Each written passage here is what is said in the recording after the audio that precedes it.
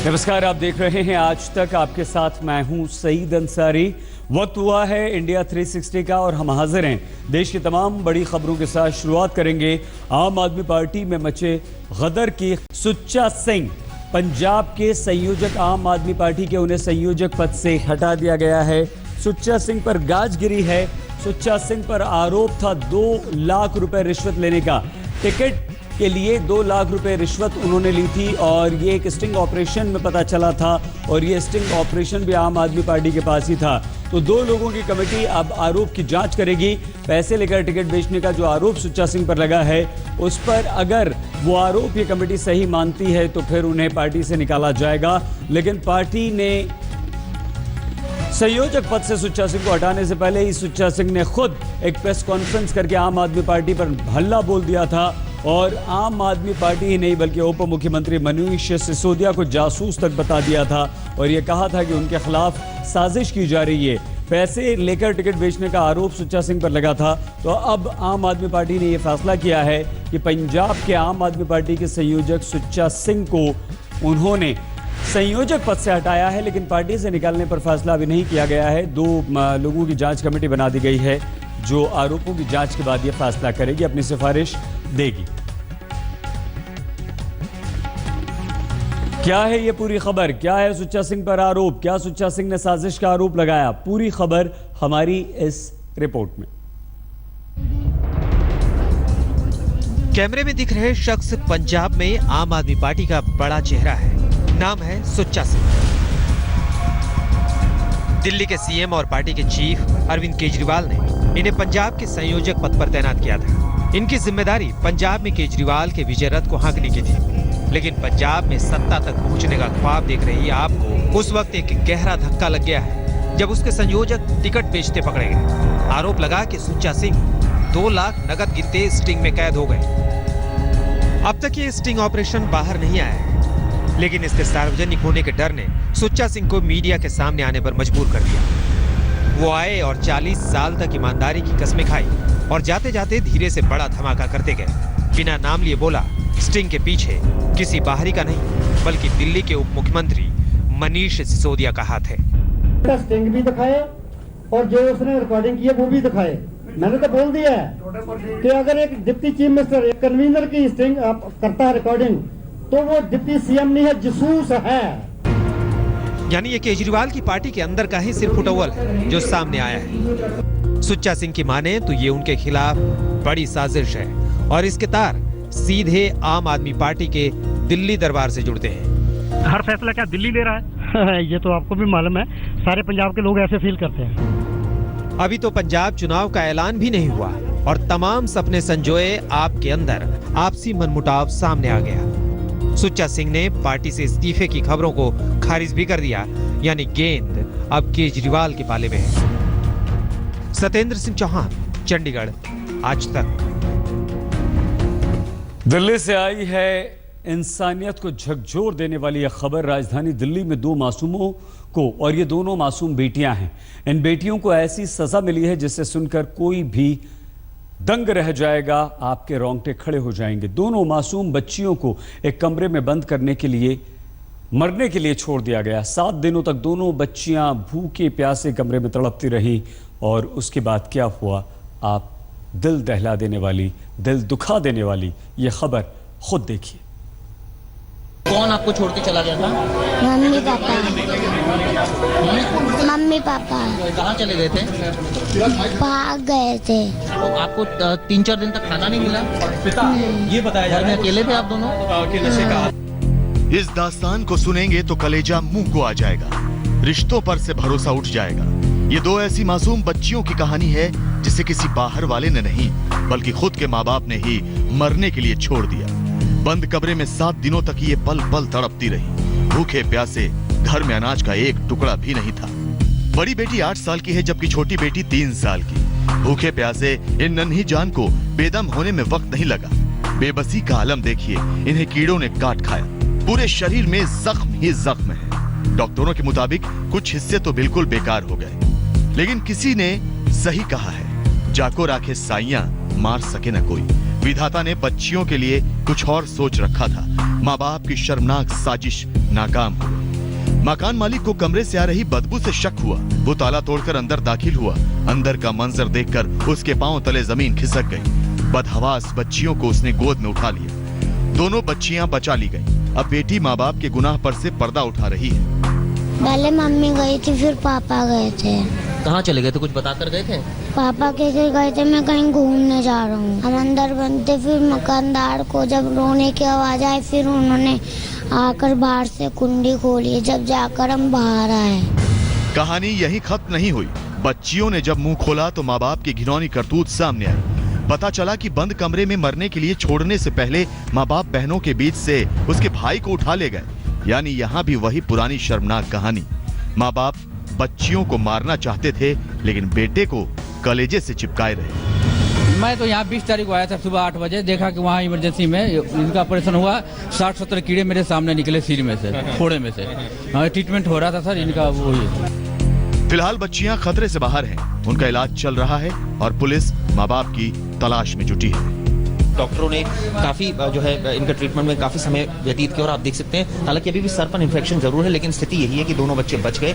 अब पुलिस इनके माँ बाप को खोज रही है ताकि इस मामले में आगे कानूनी कार्रवाई की जा सके। कैमरा प्रोड्यूसर के साथ चिराग गुठी, दिल्ली, आज तक।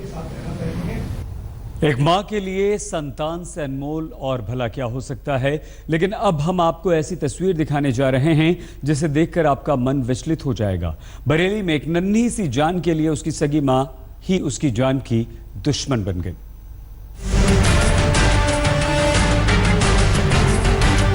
ये तस्वीर हैरान कर देगी। एक नन्ही सी जान और उस पर जुल्म ढाती ये महिला।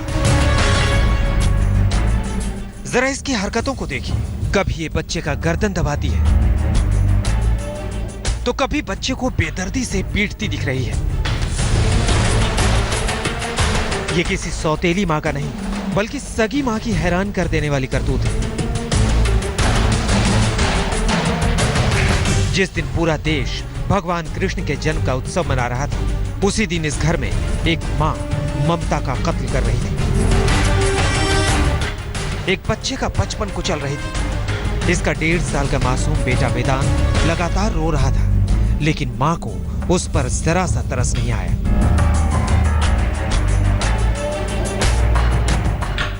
ये तस्वीरें हैं यूपी के बरेली की, जहां दीपक चतुर्वेदी का परिवार रहता है और ये है उनकी पत्नी पूनम। शादी के 2.5 साल बाद इस दंपत्ति को बेटा हुआ। पति का आरोप है कि बेटे के जन्म के बाद से ही पत्नी का व्यवहार बदल गया है और वो अक्सर अपने बेटे को बहुत बेदर्दी से मारती है। बच्चे की दर्दनाक चीख से पड़ोसी बेचैन हो जाते हैं, लेकिन मां पर कोई फर्क नहीं पड़ता।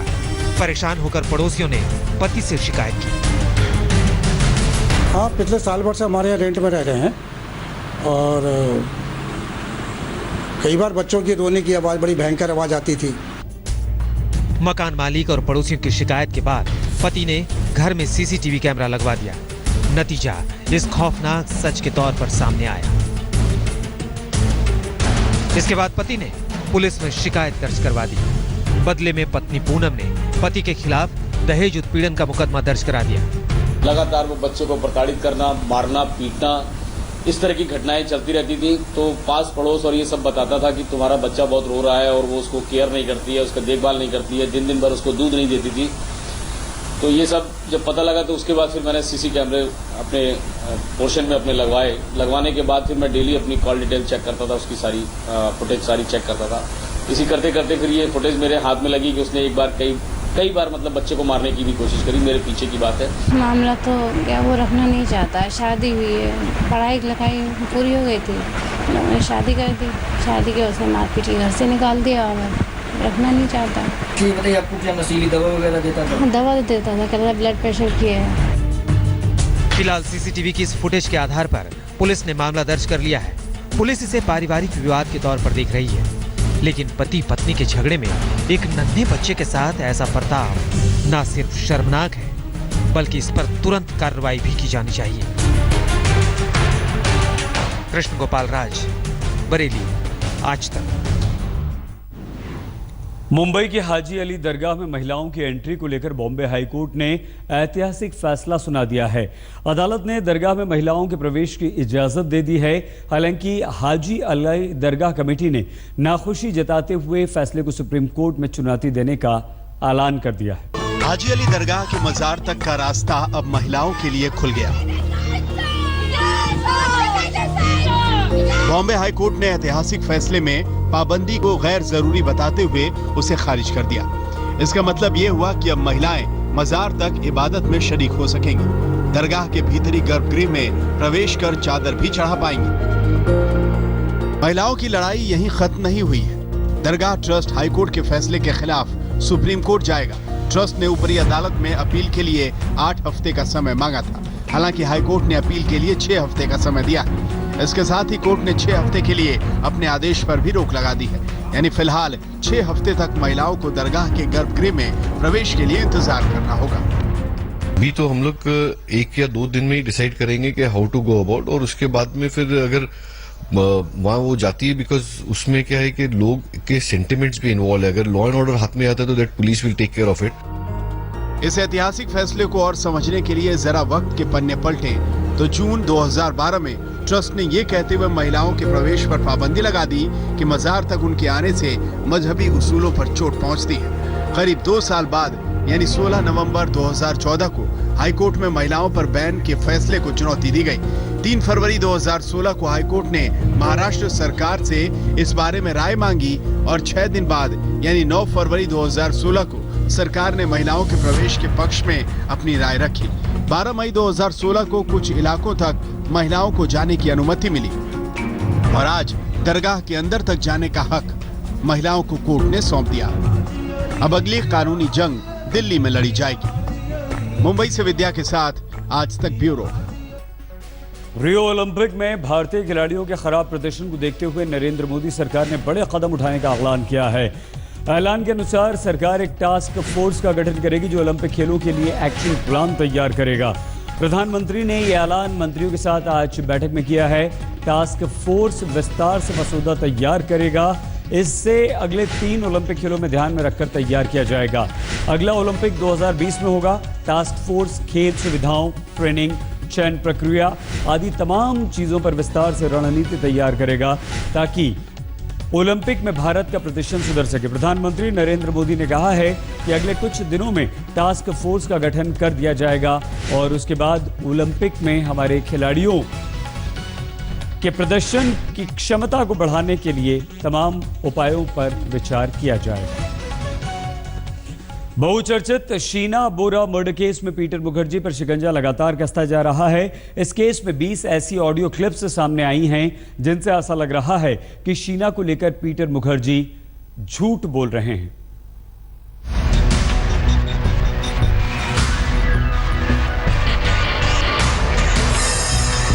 क्या शीना बोरा के मर्डर से वाकिफ थे पीटर मुखर्जी? क्या अपने बेटे से बार बार झूठ बोल रहे थे पीटर? बेटे के ऑडियो टेप से कटघरे में पीटर मुखर्जी। शीना बोरा मर्डर केस में ऑडियो टेप ने नई सनसनी फैला दी है। यह ऑडियो टेप पीटर और इंद्राणी मुखर्जी के साथ राहुल की बातचीत का है, जिसे खुद राहुल ने रिकॉर्ड किया था।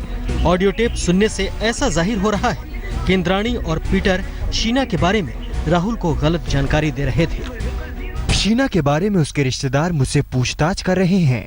आखिरी बार वो इंद्राणी से मिली थी। बताइए शीना कहाँ है? हमें नहीं मालूम कि शीना कहाँ है। राहुल, तुम्हें जो समझ में आए वो करो। अगर बात करनी है तो गोवा आकर करो।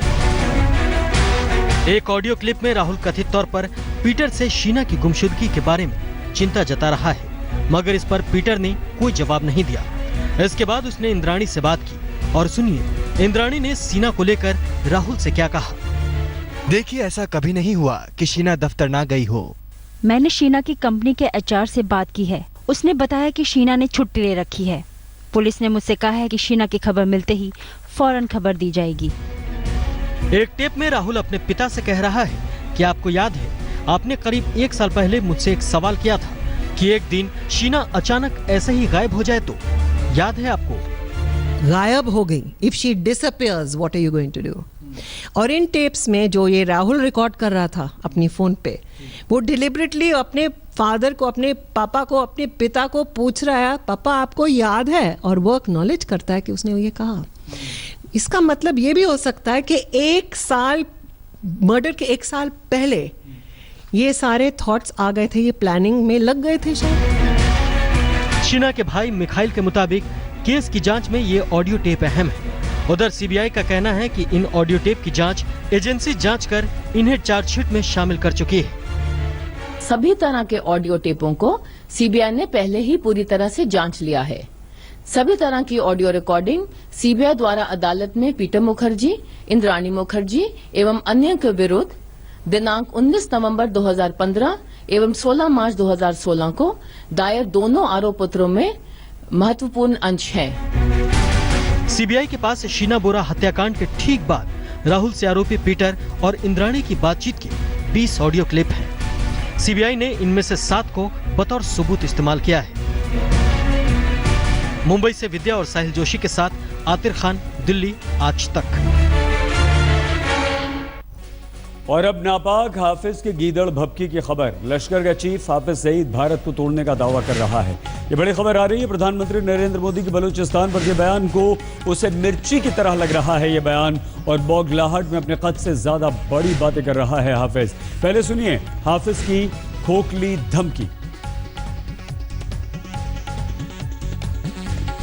मुत्तहिदा महाज ये सिंध का चेयरमैन अगर ये कहता है कि मैंने बंबई आज़ाद करवाना है, मैंने सिंध के वो इलाके जो इंडिया के कब्जे में हैं ये आज़ाद करवाने हैं, तो हक बनता है कि आज हम भी खुलकर दुनिया के सामने ये बात करें। तहरीक चलाएं, अब चलाने का वक्त है। अगली खबर। इस बीच जम्मू कश्मीर के पुलवामा जिले में झड़प की खबर है। झड़प में एक युवक की मौत हुई है। इस मौत के साथ ही बुरहान वानी एनकाउंटर के बाद कश्मीर में झड़प में मरने वालों की तादाद 70 तक पहुंच चुकी है। जम्मू कश्मीर की मुख्यमंत्री महबूबा मुफ्ती दिल्ली में है। कल सुबह 10:30 बजे वो प्रधानमंत्री नरेंद्र मोदी से मिलेंगी। कल श्रीनगर में गृह मंत्री राजनाथ सिंह से उनकी मुलाकात हुई थी और दोनों ने साथ में प्रेस कॉन्फ्रेंस भी की थी। उम्मीद की जा रही है कि कश्मीर में स्थिति को संभालने को लेकर कल कोई नया ऐलान हो सकता है, लेकिन इस बीच एक और खबर इस तरह की आ गई। अमेरिका के फ्लोरिडा में पहला T20 मैच, पूरी जानकारी और इसके क्या है मायने ये बताएंगे हमारे स्पोर्ट्स एडिटर विक्रांत गुप्ता हमारे 2 क्रिकेट एक्सपर्ट सौरभ गांगुली और मदन लाल जी के साथ, बस अब से कुछ ही देर।